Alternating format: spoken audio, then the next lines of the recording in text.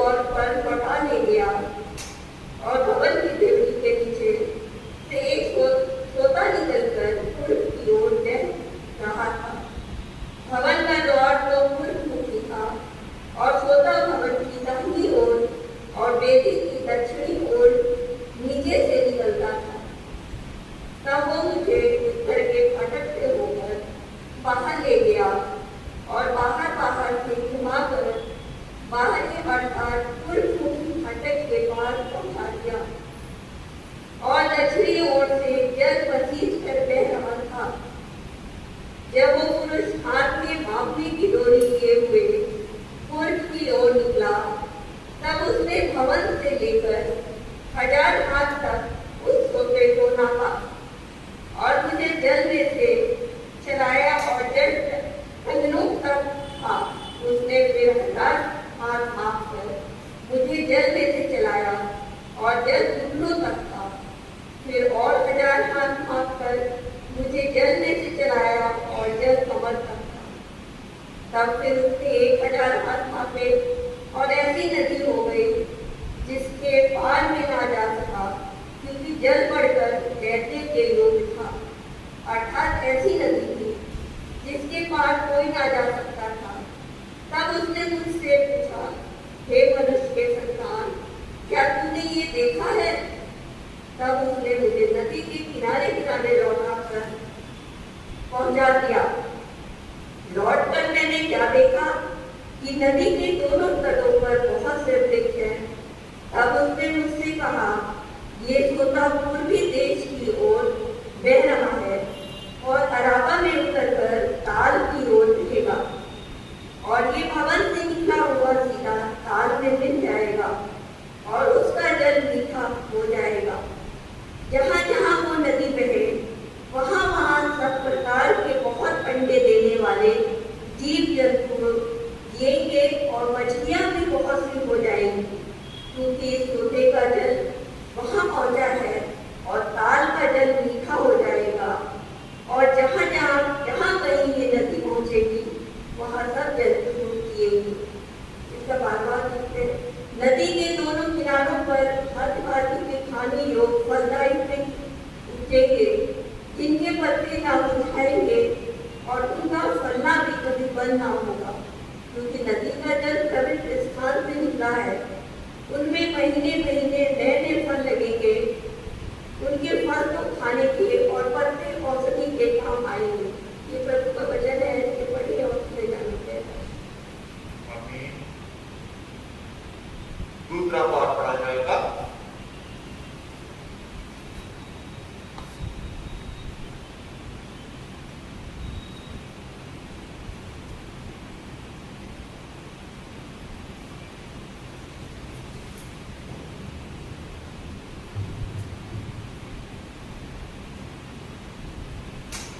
नए नियम से निकालेंगे प्रेरितों के काम उसका 20वां अध्याय उसकी 7वीं आयत से 12वीं आयत तक। प्रेरितों के काम उसका 20वां अध्याय उसकी 7वीं आयत से 12वीं आयत तक।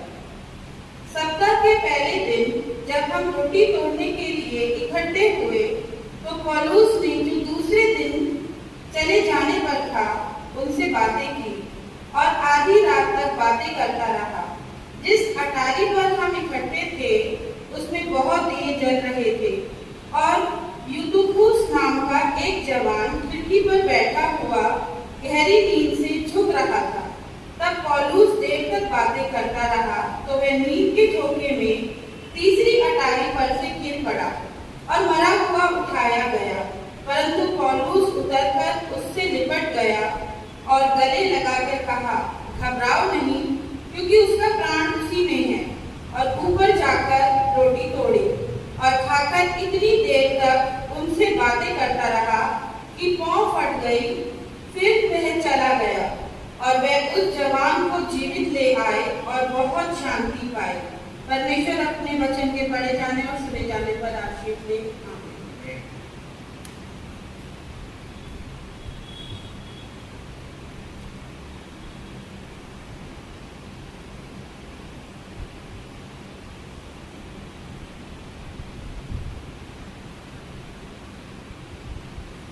इंजील के पाठ के लिए हम सब खड़े हो जाएंगे। इंजील मुकद्दस मरकुस की इंजील उसका 5वां अध्याय, इंजील मुकद्दस मरकुस की इंजील उसका 5वां अध्याय और उसकी 21वीं आयत से लेकर उसकी 24वीं आयत के पहले भाग तक और उसके बाद 35वीं आयत से लेकर 43वीं आयत तक। इंजील मुकद्दस मरकुस की इंजील उसका 5वां भाग उसकी 21 आयत से। एक यीशु आपकी स्तुति हो। जब यीशु फिर नाव से पार गया तो एक बड़ी भीड़ उसके पीछे इकट्ठी हो गई।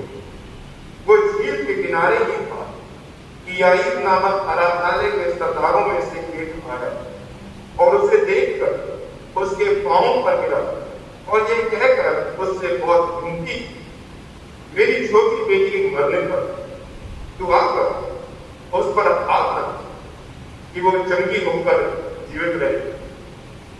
तब वह उसके साथ चला और बड़ी भीड़ उसके पीछे हो ली। इसके बाद 35वीं आयत से वो ये कह रहा था कि आराधनालय के सरदार दिन भर से लोगों ने आकर कहा, तेरी बेटी तो मर गई, अब गुरु को क्यों दुख देता? जो बात वे कह रहे थे उसको यीशु ने अनसुनी कर आराधनालय के सरदार से कहा, मत डर, केवल विश्वास रख। और उसने पतरस और याकूब के भाई यूहन्ना को छोड़ अन्य किसी को अपने साथ आने न दिया। आराधनालय के सरदार के घर में पहुंचकर उसने लोगों को बहुत रोते और चिल्लाते देखे। तब उसने भीतर जाकर उनसे कहा, तुम क्यों हल्ला मचाते और रोते हो? लड़की मरी नहीं परंतु सो रही। वे उसकी हंसी करने लगे, परंतु उसने सबको निकाल कर लड़की के माता पिता और अपने साथियों के साथ भीतर जहां लड़की पड़ी थी गया और लड़की का हाथ पकड़कर उसने कहा, तलीता कूमी, जिसका अर्थ है, हे लड़की मैं तुझसे कहता हूं उठ। और लड़की तुरंत उठकर चलने फिरने लगी क्योंकि वह 12 वर्ष की। इस पर लोग बहुत चकित हो गए। फिर उसने उन्हें चिताकर आज्ञा दी कि ये बात कोई जानने ना पाए और कहा, जिसे कुछ आने को दो। ये क्रिस्त का समाचार, ये क्रिस्त यीशु आपकी महिमा हो। प्रार्थना करें। प्रभु, हम हृदय से आपके सम्मुख अपने जीवनों को लेकर आते हैं और प्रभु धन्यवादी हैं कि आपने हमें यह अवसर प्रदान किया कि प्रभु परमेश्वर आपके जलाली दिन में आज हमें कलीसिया की आराधना को वापस से शुरू किया। प्रभु प्रार्थना करते हैं कि जब हम इस आराधना में होकर प्रभु परमेश्वर आपकी देह और आपके लहू को ग्रहण करने के लिए अपने जीवनों को तैयार करते और विशेष रूप इस समय जब वचन के सामने हम हमारे जीवनों को रखते हैं, प्रभु हम प्रार्थना करते हैं कि आपका अनुग्रह, आपकी दया, आपकी सामर्थ हमें से प्रत्येक के साथ, क्योंकि प्रभु आपका ये वचन हमारे जीवनों के लिए मार्गदर्शक है। आपका ये वचन हमारे जीवनों के लिए दीपक, आपका ये वचन हमारे जीवनों के लिए प्रभु परमेश्वर सहारा होने पाए कि हम आज के इस वचन से इस बात की शिक्षा को ले सकें कि किस प्रकार से आपका कार्य जो क्रूस पर किया गया वो प्रभु परमेश्वर एक जीवनदायक कार्य है और उस जीवनदायक कार्य के कारण ही हम सब यहाँ पर सब कुछ सारा आदर हम आपको देते हैं। वचन के जरिए से हम बलिष्ठ बनते और अपने अंतर्मन में बलिष्ठ होकर आपके प्रभु भोज को आगे आने वाले समय में करें। हम से विपरीत जमाने वाली से बैठ जाए। आज हम पवित्र आत्मा के अपर्ण पद के पश्चात 10वां रविवार मना रहे हैं और आज का विषय जो हमारे कलीसियाई मनन चिंतन के लिए लिया गया है वो है the life giving power of God, परमेश्वर की जीवनदायक शक्ति जो मेरे को और आपको प्राप्त होती है। और परमेश्वर ने बड़े ही खूबसूरत रूप से हमारे सामने यहेजकेल की पुस्तक के विषय में हमने सुना। यहेजकेल उसके 47वें अध्याय। जब आप यहेजकेल की पुस्तक को कभी भी उसका नाम लें तो हमें वो सूखी हड्डियों की वादी सबसे प्रमुखता से याद आती है, स्मरण आती है। क्यों? क्योंकि यहेजकेल की पुस्तक में वो एक बहुत महत्वपूर्ण हिस्सा है और कई बार कई मर्तबा हम लोगों ने उसके विषय में अलग अलग लोगों से सुना। पर ठीक 10 अध्याय बाद 47वां अध्याय एक बहुत महत्वपूर्ण विषय के रूप में एक भविष्यवाणी को रिकॉर्ड कर रहा है। यहेजकेल नबी की ये भविष्यवाणी जो सोते की भविष्यवाणी मेरे और आपके जीवन के लिए प्रेरणादायक भी है और प्रभु यीशु मसीह के आने के विषय में और उसके द्वारा जो जो कार्य होंगे, उद्धार स्थापित होगा, उद्धार के जरिए से क्या क्या चीजें बदलेंगी, उसके विषय में बड़ी सुंदरता से यहां पर उसने लिखा है। जबकि उसको एक दर्शन दिया गया परमेश्वर के द्वारा और उस दर्शन को उसने मेरे और आपके लिए यहां पर रिकॉर्ड किया। वो कह रहा है कि वो मुझे देवड़ी के द्वार पर लौटा ले गया और भवन की देवड़ी के नीचे से एक तोता निकलकर पूर्व की ओर बह रहा था। ये परमेश्वर का भवन है जिसके विषय में बातचीत हो रही। पहले आयत से लेकर 12वीं आयत तक कुछ 2 या आप कह सकते हैं 3 हिस्से। पहला हिस्सा पहली आयत से लेकर 6वीं आयत तक है, जहां एक सोते के विषय में बताया जा रहा है। और ये सोता जब देवड़ी के नीचे से, इंग्लिश में शब्द आता है थ्रेशहोल्ड, थ्रेशहोल्ड में से जब निकलना शुरू होता है तो ये सिर्फ एक सोता है, फाउंटेन। और आप समझते हैं, जानते हैं कि सोता कितना बड़ा होता है? ज्यादा बड़ा नहीं होता, सोता ज्यादा बड़ा नहीं होता है। और यहां पर जिस प्रकार से इसका विवरण दिया जा रहा है, ये कोई बहुत भारी सोता नहीं है, बहुत बड़ा सोता नहीं है, बल्कि सिर्फ एक छोटा सा सोता है जो देवड़ी के नीचे से शुरू हो रहा है। और आगे जब ये सोता बढ़ता चला जाता है तो आप देखिए 2 बातें वहां आपको नजर आती हैं। पहला, ये सोता जब आगे बढ़ रहा है तो ये पूर्व की ओर आगे बढ़ रहा है, ईस्ट, पूर्व की ओर आगे बढ़ रहा है। और ये सोता जब आगे बढ़ता जा रहा है तो आप देखिए कि इसकी गहराई बढ़ती चली जा रही है। पहला, ये पूर्व की ओर जा रहा है। दूसरा, इसकी गहराई बढ़ती चली जा रही है। अगर आप उत्पत्ति की पुस्तक को ध्यान से देखें तो आदम और हव्वा जब कसमनी के बाग से निकाले गए थे तो वो उत्तर नहीं गए, दक्षिण नहीं गए, पूर्व में। कैन ने अपने शहर को स्थापित पूर्व में किया। टावर ऑफ बाबेल, जिसके विषय में मैं और आप उत्पत्ति की पुस्तक में देखते हैं, वो पूर्व में स्थापित किया। पूर्व जो है, अगर उत्पत्ति के सार को निकाले तो पूर्व परमेश्वर से दूर होने की परिस्थिति है, पाप में जाने की परिस्थिति, अंधकार में जाने की परिस्थिति। और ये जो सोता है जो आगे बढ़कर एक बहुत बड़े जलाशय का रूप ले रहा है, ये सोता पूर्व की ओर बढ़ रहा है। यानी ये सोता जब मंदिर से निकल रहा है और पूर्व की ओर जा रहा है, इसका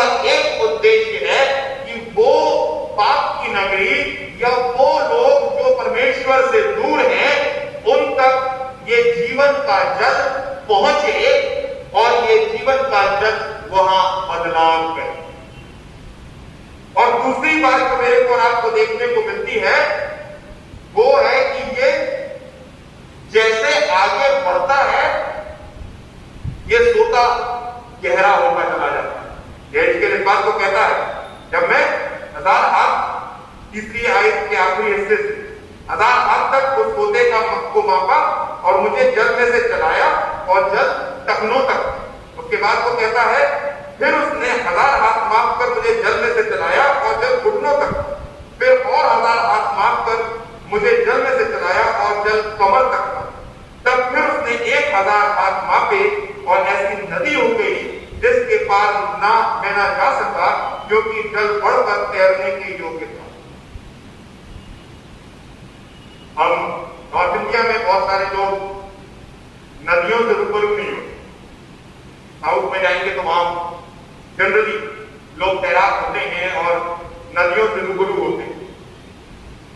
एक नदी जिसका करंट बहुत तेज है, जिसका बहाव बहुत तेज है, अच्छे से अच्छा तैराक उसको पार नहीं करता।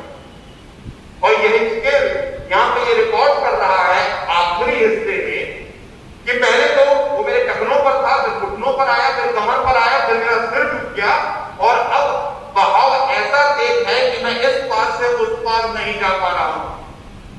यानी ये सोता जैसे जैसे पूर्व की ओर बढ़ रहा है ये प्रभावशाली होता जा रहा है, बड़ा होता जा रहा है और इसमें तेजी आ गई,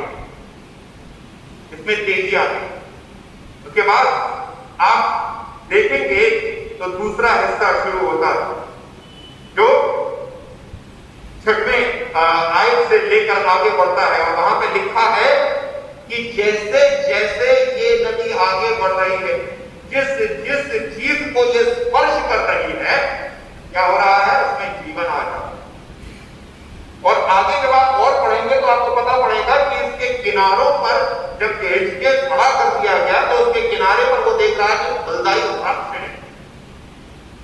यानी इस नदी की जो परिभाषा है या इसकी जो खूबी है वो ये है कि जहां जहां ये जा रही है, जिस को ये स्पर्श कर रही है, ये जीवन दे रही है और ये फलवंत कर रही है उनको। मेरे और आपके जीवन में मैं इस बात को हमारा जानते हैं कि जल ही जीवन है। बिना जल हम सब सच में मछली की तरह ही, क्योंकि बिना जल हम जीवित नहीं रह सकते।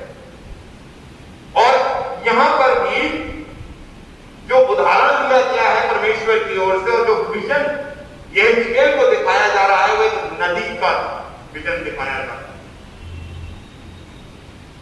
और इस नदी की एक बहुत अच्छी खूबी 6वीं आयत से लेकर आगे अगर आप देखेंगे तो आप पाएंगे कि ये नदी जहां जहां जा रही है दूषित को पवित्र कर रही है।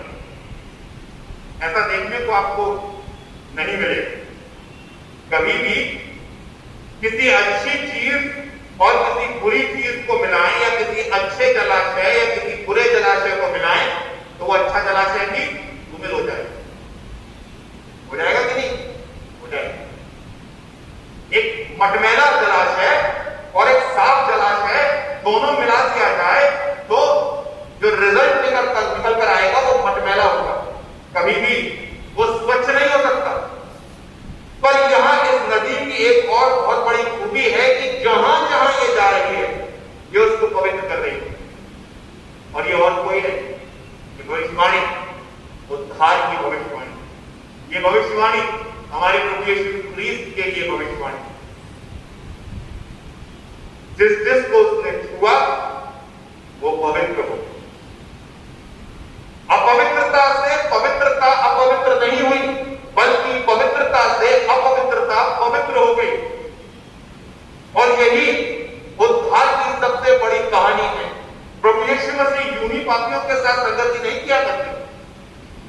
वो कॉन्फिडेंट थे कि उनकी पवित्रता से अपवित्रता पवित्र हो जाएगी, ना कि उनके उन अपवित्र लोगों में या उन पापी लोगों में बैठने से उनके अंदर कोई पाप आ जाए। क्यों? क्योंकि वो पवित्रता का सोता था। सोता कभी दूषित नहीं होता, क्योंकि सोते की एक बहुत बड़ी खूबी होती है, उससे जल निकलता रहता है, तो नथिंग कैन एंटर, कुछ उसमें प्रवेश नहीं कर सकता। प्रभु यीशु मसीह के विषय में जब यहां यहेजकेल नबी की पुस्तक में बताया जा रहा है, तो इस सोते से मैंने और आपने भी पवित्रता हासिल की। 2000 वर्ष बाद इतने दूर भारत देश में बैठकर भी इस पवित्रता को मैंने और आपने परमेश्वर में हासिल किया। अगर आप स्मरण करें तो यीशु क्रिस्त ने सामरी स्त्री से क्या कहा, निकालिए यूहन्ना रचित सुसमाचार उसका 4वां अध्याय और उसकी 14वीं और उससे पहले का थोड़ा हिस्सा।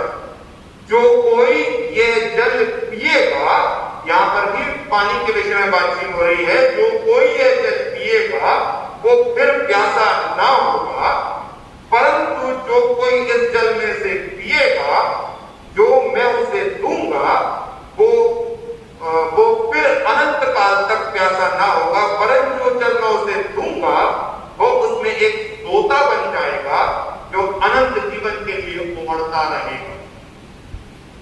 इस सोते की एक और खासियत है, ये सोता सिर्फ मेरे और आपको जल नहीं देता, ये सोता मेरे और आपको ही एक सोता बना देता है,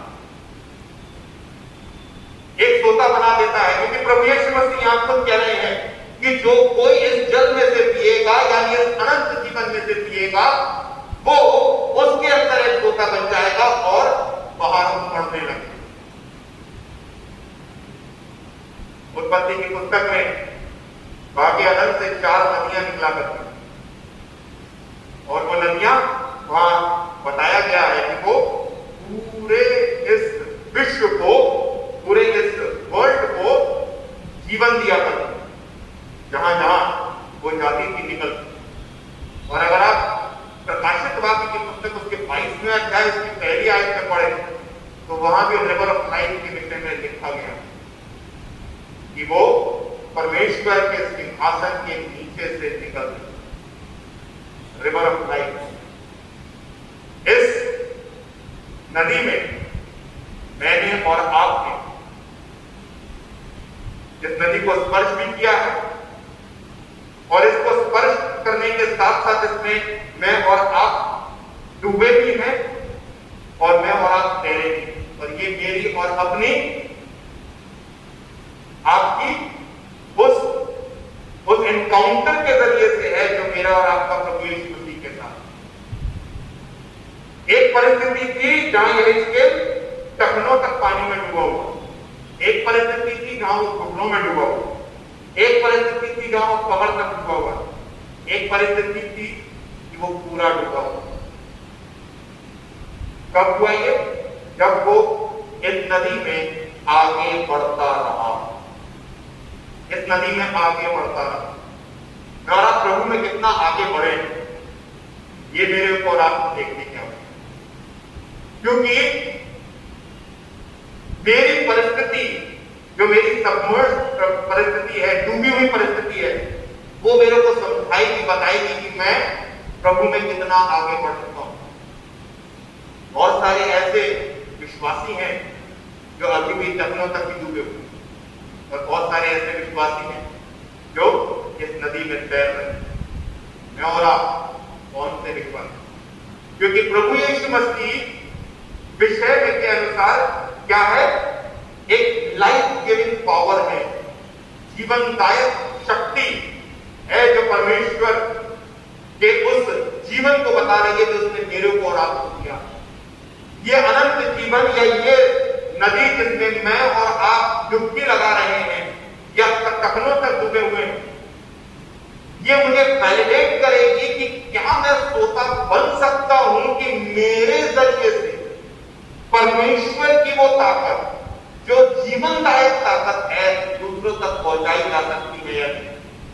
क्योंकि प्रभु यीशु मसीह सामने स्त्री से ये नहीं बोल रहा कि दूसरे से जल को ग्रहण कर, ये बोल रहा है कि ये जल तेरे अंदर एक सोता बनाए। जितना पानी मेरे अंदर होगा उतना ही पानी मैं दूसरे को दे पाऊंगा।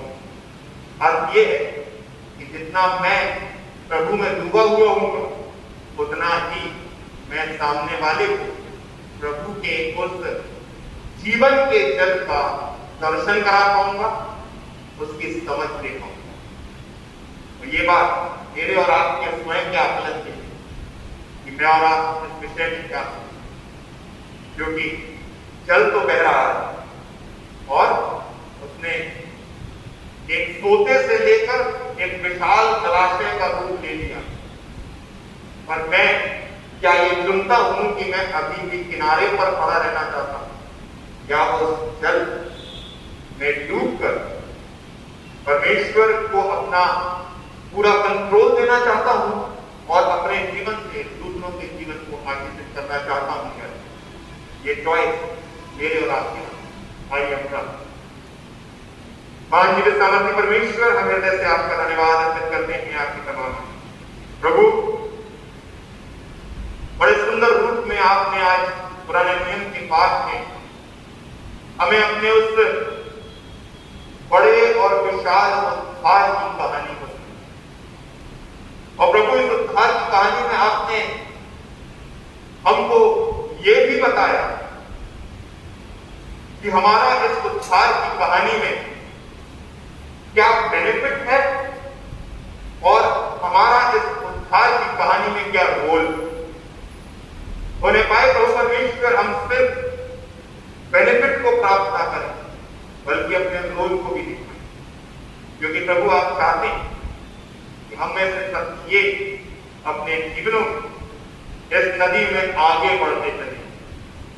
अगर आज हमारी स्थिति टखनों तक डूबने की है तो प्रभु आप कुछ समय में हमें घुटनों तक डुबाएं, कमर तक डुबाएं और प्रभु हमें तैरने की शक्ति प्रदान करें।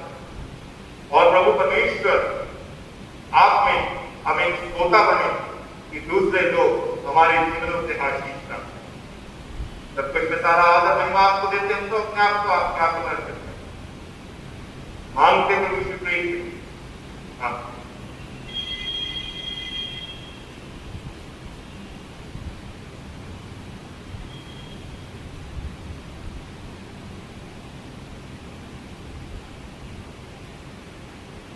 आइए हम सब अपने स्थानों पर खड़े हो जाएंगे और अपने विश्वास को प्रकट करेंगे। प्रश्न संख्या 122 सेक्शन 14 नीतिया का विश्वास।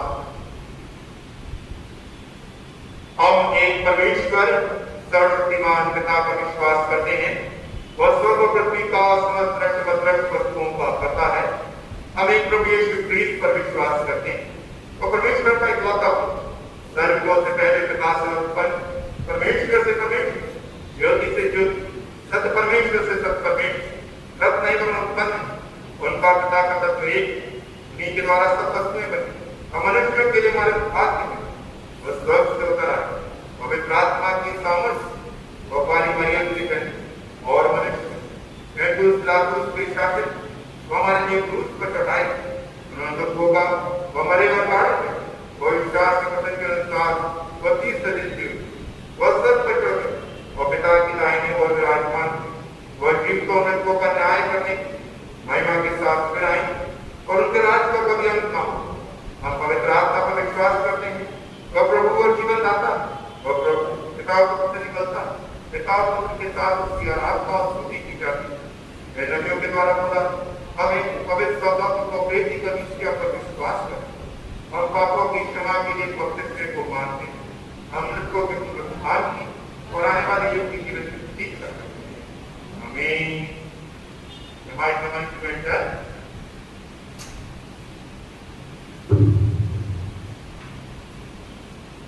परमेश्वर का धन्यवाद अर्पित करते हैं आज के इस दिन के लिए जिसमें परमेश्वर ने हम सबको परमेश्वर के भवन में इकट्ठा किया।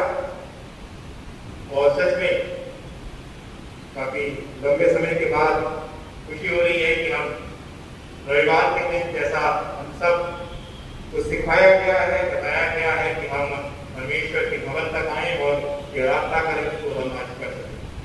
और ये प्रार्थना है कि ये बीमारी फिर इतना विकराल रूप ना ले कि ये चीजें जो हमें आज आशीष के रूप में मिली में वापस बंद हो जाए। हमारे चर्च का समय अगले रविवार के लिए 9 बजे का होगा और एक साधारण इबादत होगी। फ्राइडे में जो आराधना हुई उसमें जो भेंट हमने प्रभु को अर्पित की वो 2035 रुपए और धन्यवादियां जो हमने अर्पित की वो 5500 रुपए थी। जैसा कि हम 30 तारीख को भी अनाउंस कर चुके थे, हमारे चर्च की एटीएम 20 अगस्त 2021 को होगी उसी चर्च में और उसका समय 5 बजे का होगा, शाम 5 बजे का। शुक्रवार का दिन है और शुक्रवार का दिन इसलिए लिया गया है ताकि अगर आगे आने वाले समय में सैटरडे या संडे में कोई भी और प्रतिबंध बढ़ता है तो हम आराम से अपने एटीएम को कर सकते।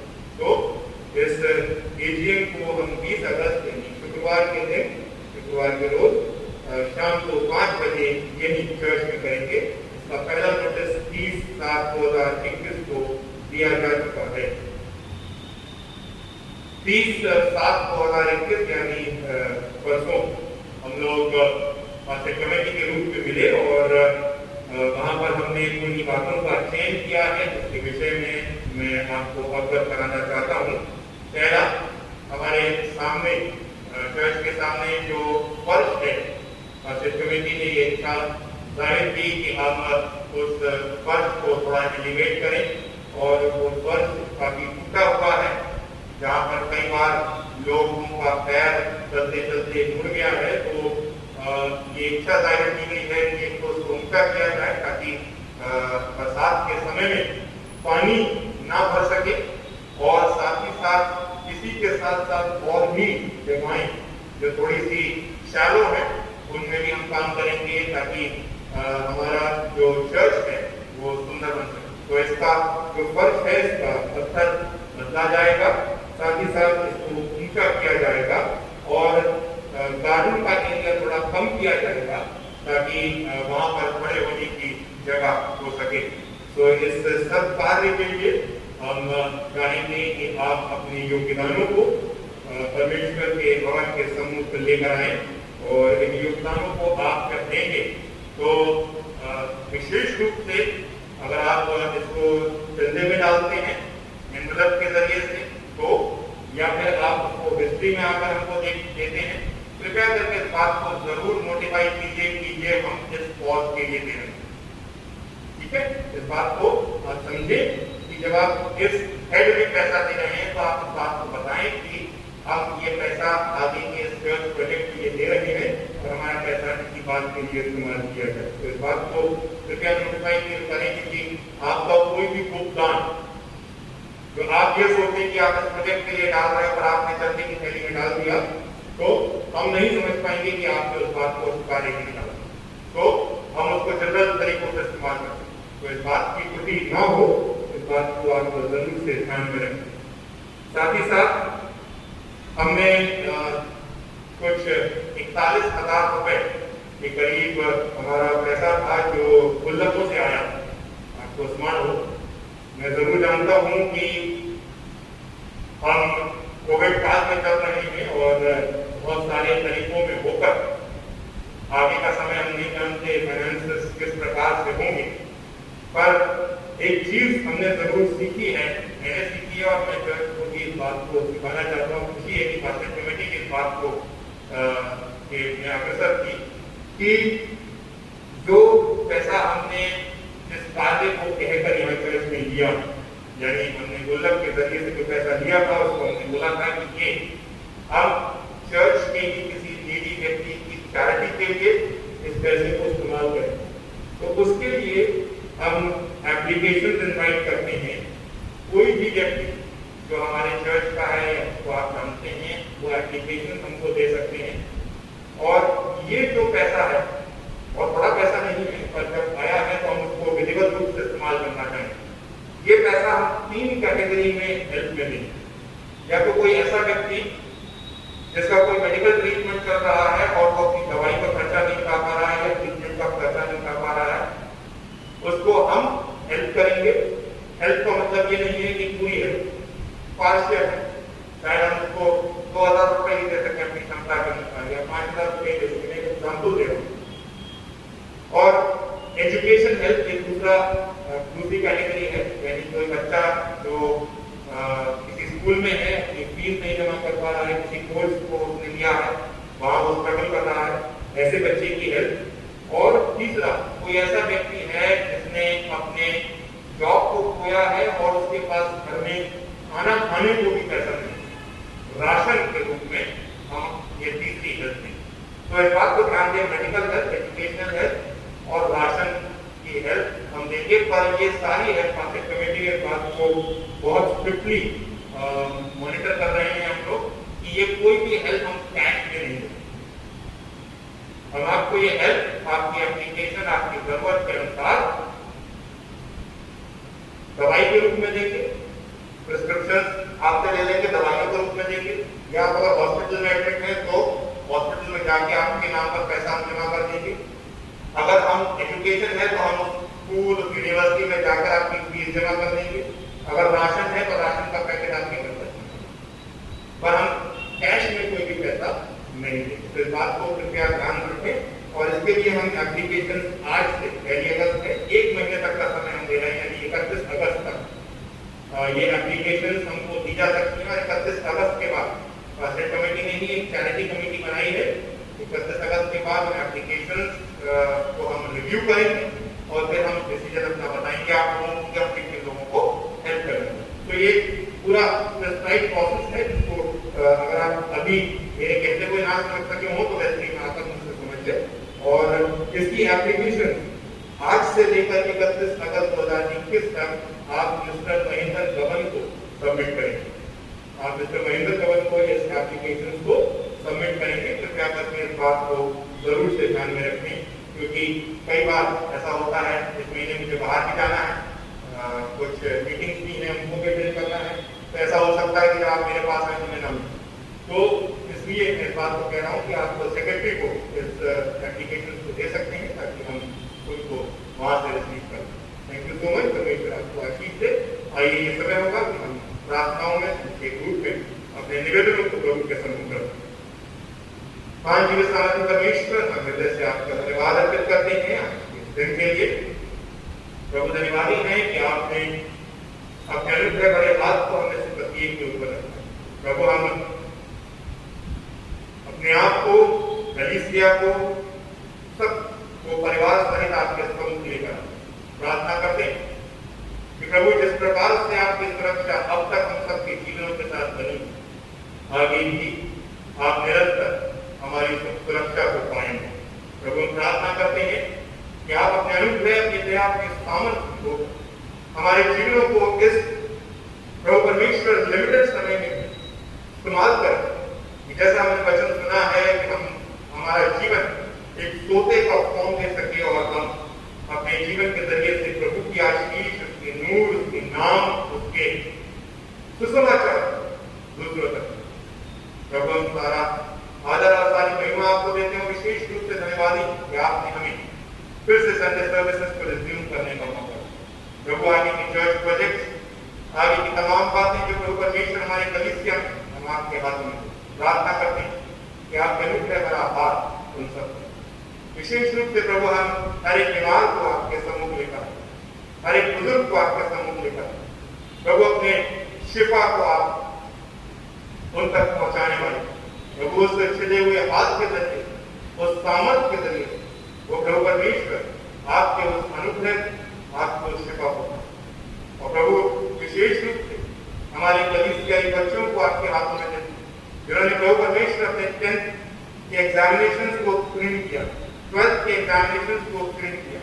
प्रभु आगे आने वाला समय उनके लिए कठिन उन्हें पाए। प्रभु परमेश्वर आप उनकी सहायता करें ताकि वो ये समझ सकें, देख सकें कि उनको अपने जीवन में किन बातों का चयन करना, ताकि वो अपने जीवन जो पढ़ाई का जीवन है प्रभु उसमें आगे बढ़े। उन्हें पाए हर एक बच्चा सही चयन करे और आपके अनुग्रह में आगे बढ़े। प्रभु सब कुछ में सारा आदर महिमा आपको देते हैं। हर एक व्यक्ति, हर एक परिवार को आपके हाथ में मांगते हैं।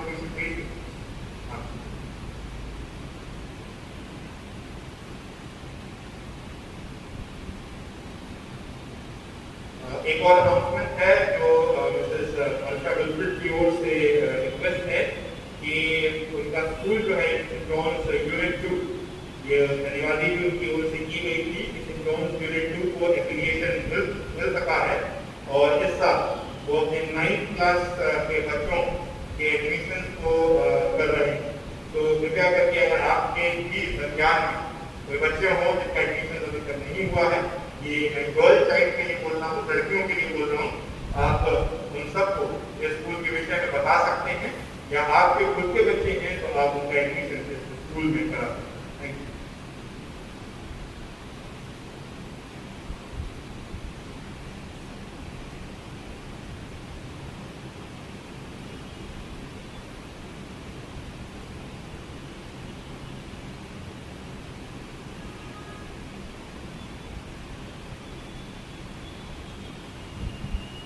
तो रोज के रास्ता में हम आगे बढ़ेंगे। संख्या 129 सेक्शन 17 पाप। प्रिय भाइयों और बहनों, हमारे प्रभु यीशु मसीह ये कहते हैं हमारा परमेश्वर एकमात्र प्रभु है। तो प्रभु अपने परमेश्वर को अपने संपूर्ण हृदय, संपूर्ण प्राण, संपूर्ण बुद्धि और संपूर्ण शक्ति से प्रेम कर, ये पहली आज्ञा। दूसरी ये अपने पड़ोसी को अपने समान प्रेम कर, इनसे बड़ी और कोई आज्ञा नहीं। परमेश्वर ने संसार से ऐसा प्रेम किया कि उसने अपने इकलौता पुत्र यीशु मसीह जो पापों से बचाए स्वर्ग में हमारे निवेदक और हमें शाश्वत जीवन दें। इसलिए हम श्रद्धा और विश्वास के साथ अपने पापों को स्वीकार करें, हम परमेश्वर के पास उसकी आज्ञाओं का पालन करने का अवसर के साथ मिलना और प्रेम से रहने का पक्का संकल्प करें। इस समय हम मौन रहेंगे।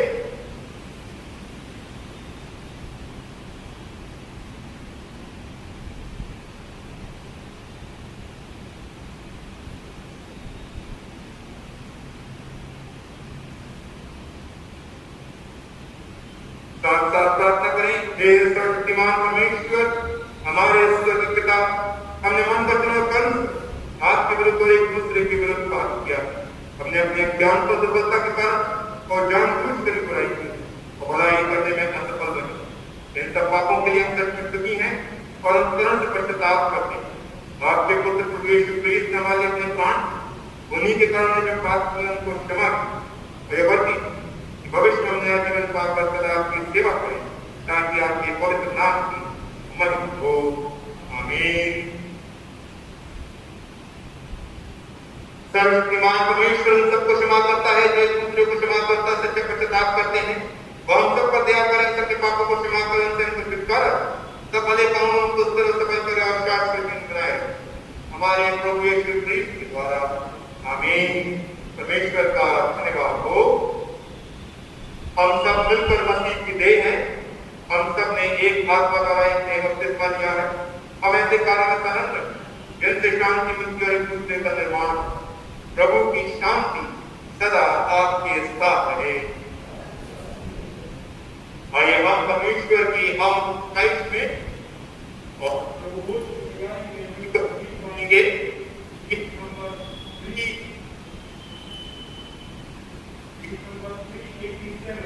आए बाप आसमानी तेरा प्यार नहीं।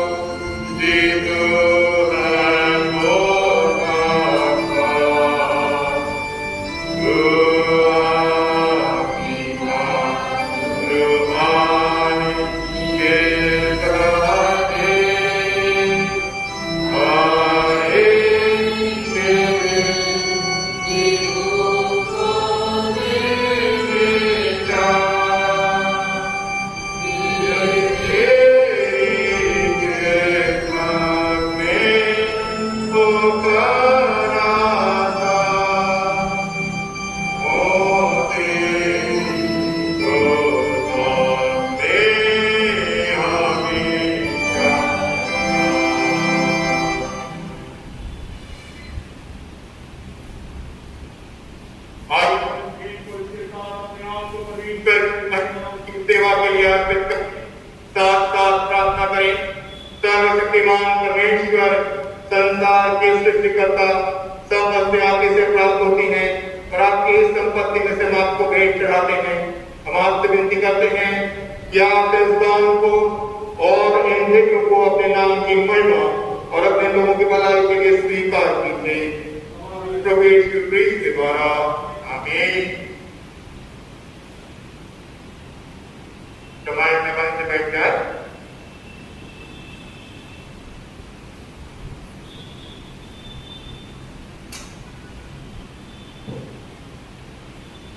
बेटी श्रेया यहाँ पर मौजूद है और परमेश्वर का धन्यवाद अर्पित करती है कि इस दिन के एग्जामिनेशन में उसको 96% मिली है।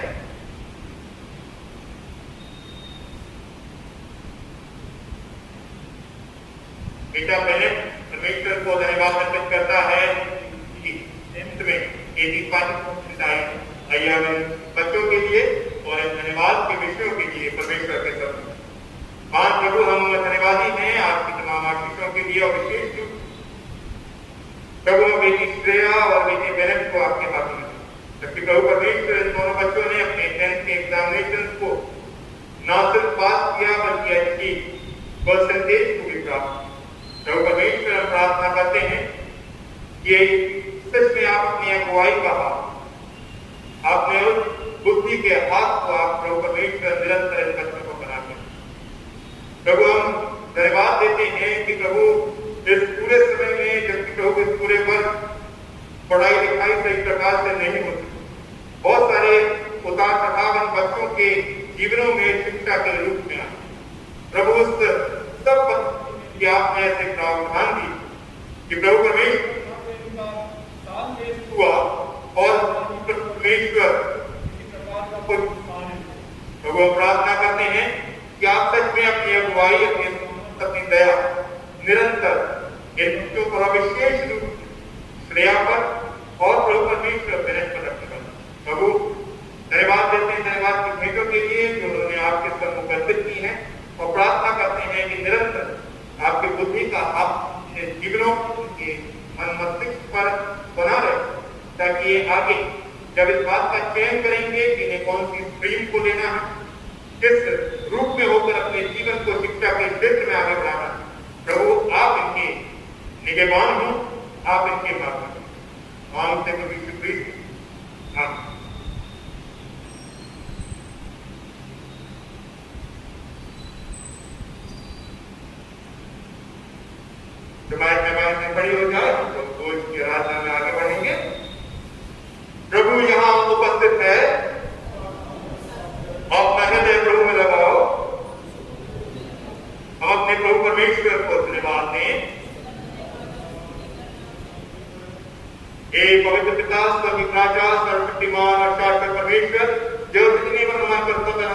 नए जन्म के आपने लौटे पुत्र हमारे प्रभु यीशु मसीह के द्वारा आपको धन्यवाद दें और आपकी स्तुति करें। वही आपका सत्य और जीवित वचन उसी के द्वारा आपने आदि से तब तक पूर्ण की सृष्टि और हमें अपने स्वरूप में बनाया। उसी के द्वारा आपने संसार में आने वाले प्रत्येक व्यक्ति को ज्ञान से प्रकाशित कर आपने युक्त नबियों और विद्वानों को नियुक्त जीवन में आपका मार्ग उसी के द्वारा आपने पाप के बंधन से मुक्त किया है। आपने उसे दे दिया कि मानव मनुष्य क्रूस पर अपने प्राण दे और मृत्यु में से फिर उसी के द्वारा आपका प्रदान कर जिससे हम आपकी संतान और आपकी नई सृष्टि के प्रथम हो। इसलिए संतों और सदूतों के साथ जो आपके सिंहासन के सामने निरंतर आपकी स्तुति करते हैं, हम भी आपके नाम की महिमा का दान करते कहे कहकर आपकी सराहना करते पवित्र पवित्र पवित्र प्रताप और सत्तावती करते स्वर्ग पृथ्वी आपके ऐश्वर्य से परिपूर्ण परम प्रधान की रिपोर्ट एक पिता अपने पुत्र हमारे उद्धारकर्ता को प्रीत के द्वारा हमारे प्रतिगाम को स्वीकार हमें जो नमूने पर चलते उसके आगे का पालन करते हैं। जबर दीजिए कि आपकी आत्मा की शक्ति रोटी और दाखिल किए हुए जो पहले से ही प्रकट की गई हमारे लिए उनकी देह और रक्त जो हमारे लिए मरे और जीव थे जिस रात ये सब खवाए गए उन्होंने रोटी ली और आपको धन्यवाद देकर तोड़ी और अपने शिष्यों को दिया और कहा लो खाओ ये मेरी देह है जो तुम्हारे लिए दी जा रही है मेरी स्मृति में ऐसा क्या करो। इसी प्रकार भोजन के कटोरा लिया और आपको धन्यवाद देकर उनको दिया और कहा तुम सब इसमें से पियो क्योंकि नई बातें का मेरा रक्त जो तुम्हारे भोजन का क्षमा के लिए बहाया जा रहा तुम जब कभी इसे पियो तो मेरी स्मृति में ऐसा क्या करो।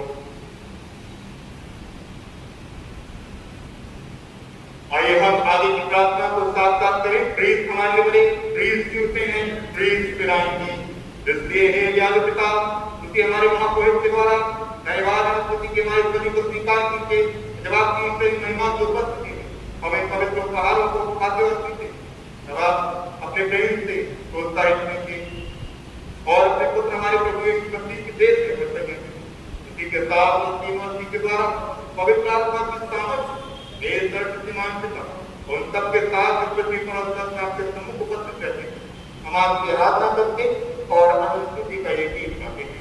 धन्यवाद आदर महिमा और प्रार्थना की आपकी है आमीन। हम मसीह की देह में सहभागी होने के लिए इस रोटी को तोड़ते हैं।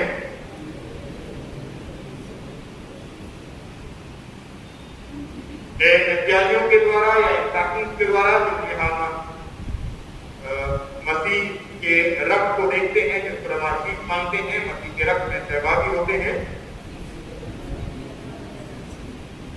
जिस प्रकार हमारे उद्धारकर्ता प्रभु यीशु मसीह ने हमें सिखाया है हम प्रार्थना करें कृपया बैठ जाएं या कुछ देखें कि हमारे पिता माना जाए आपका राज्य आए आपकी इच्छा स्वर्ग में पूरी होती वैसे पृथ्वी पर पूरी आप हमारे जन्म की रोटी आज में दी आप हमारे अपराध क्षमा जैसे हमने अपने अपराधियों को क्षमा किया आप परीक्षा में जाके तुरंत बुराई सकता क्योंकि राज के प्रार्थना और वर्तमान सदा आपकी हमें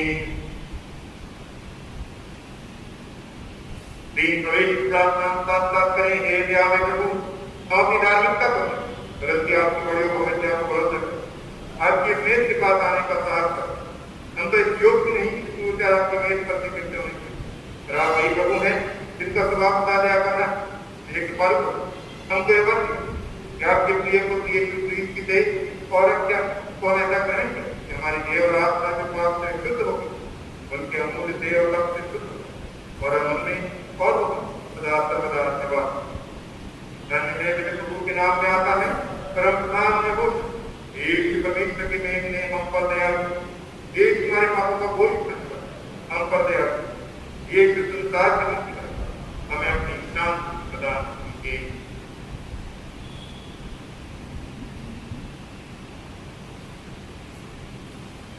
विश्वास के साथ हम अपने स्थानों पर बैठे रह सकते हैं। हमारे प्रभु यीशु मसीह के देह को जो उन्होंने हमारे लिए दी और उनके रक्त को उन्होंने हमारे लिए बहाया ग्रहण कर स्मरण करें कि यीशु हमारे लिए मरे और धन्यवाद करते हुए हृदय में क्रिस्त को विश्वास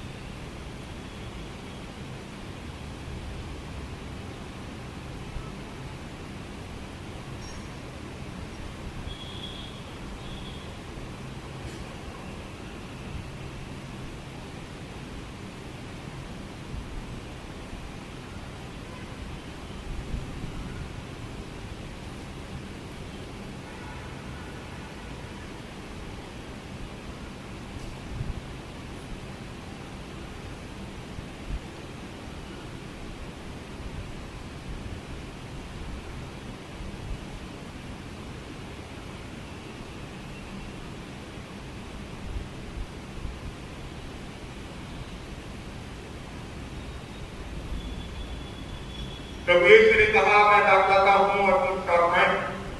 जो मुझ में रहता है और वो बहुत फलता है, क्योंकि मुझसे अलग है तो कुछ नहीं कर सकते।